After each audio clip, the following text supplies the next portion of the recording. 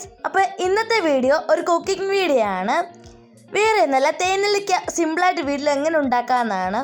അപ്പോൾ ഇത് ഉണ്ടാക്കുന്നത് എൻ്റെ അമ്മയാണ്, പക്ഷേ എല്ലാ കാര്യങ്ങളും പറഞ്ഞു തരുന്നത് ഞാനാണ്. അപ്പോൾ ഇതിന് വേണ്ട സാധനങ്ങൾ: 1/2 കിലോ നല്ല വിളഞ്ഞ നെല്ലിക്കയാണ് ആദ്യം വേണ്ടത്. അടുത്തതായി പനക്കൽക്കണ്ടമാണ് ഇവിടെ എടുത്തിരിക്കുന്നത്. ഇത് എന്തിനാണെന്ന് വെച്ചാൽ ഇതിലൊരു സിറപ്പ് ഉണ്ടാക്കാൻ മാത്രമാണ് ഈ പനക്കൽക്കണ്ടം. നെല്ലിക്ക 1/2 കിലോ ആയതിനാലാണ് 1/2 കിലോ പനക്കൽക്കണ്ടം എടുത്തിരിക്കുന്നത്. പനക്കൽക്കണ്ടത്തിൻ്റെ സിറപ്പ് പിടിക്കാനാണ് ഓരോ നെല്ലിക്കയും ഇങ്ങനെ വരഞ്ഞിടുന്നത്. ഇങ്ങനെ പിച്ചാത്തി കൊണ്ട് വരയണമെന്നില്ല, എളുപ്പത്തിൽ ഒരു ഫോർക്ക് കൊണ്ട് 4-5 സൈഡ് ഇങ്ങനെ കുത്തിയാലും മതി. അടുത്തതായി ഈ വരഞ്ഞ നെല്ലിക്ക ഇഡ്ഡലി പാത്രത്തിലിട്ട് ആവി കൊള്ളിക്കുകയാണ്. നമുക്കിനി ഈ പാത്രം മൂടാം. പിന്നെ ഒരു ഉരുളി എടുക്കുക, അതിലോട്ട് പനക്കൽക്കണ്ടം ഇടുക, പിന്നെ അതിൽ 2 ടീസ്പൂൺ വെള്ളം ഒഴിക്കുക, പിന്നെ അത് ഇളക്കി ഒരു സിറപ്പ് ആക്കുക. പിന്നെ നമ്മൾ മുമ്പ് ആവിയിൽ വെച്ച നെല്ലിക്ക ഈ സിറപ്പിലോട്ടിടുക.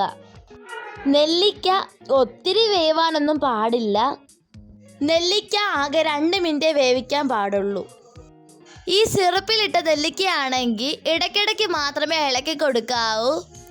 ഈ തേനെല്ലിക്കകത്ത് അല്പം ഏലക്കാപ്പൊടി ഇടാവുന്നതാണ്, എന്നുവെച്ചാൽ ഏലക്ക ഇഷ്ടമുള്ളവർക്ക് മാത്രം. ഞങ്ങൾ ഇതിനകത്ത് ഏലക്കാപ്പൊടി ഒന്നും ഇട്ടിട്ടില്ല. തേനെല്ലിക്ക ഈ ബ്രൗൺ കളർ ആകുമ്പോൾ റെഡിയാണ്. ഗൈസ്, ഞാൻ ഉണ്ടാക്കിയ തേനെല്ലിക്ക റെഡി. ഈ തേനെല്ലിക്ക ഉണ്ടാക്കാൻ വിളഞ്ഞ നെല്ലിക്കയാണ് നല്ലത്.